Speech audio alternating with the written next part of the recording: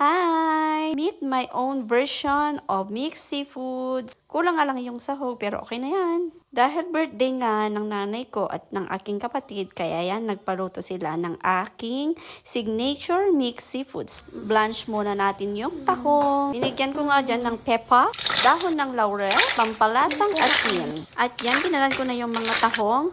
Mag-enjoy muna kayo sa swimming. At ayan, iahon na natin sa kahirapan ang ating mga tahong.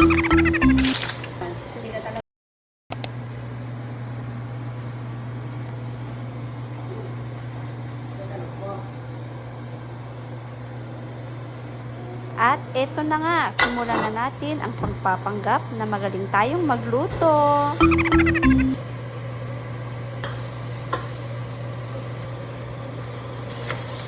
Ngayon na yung... Ay, hindi ko. JP.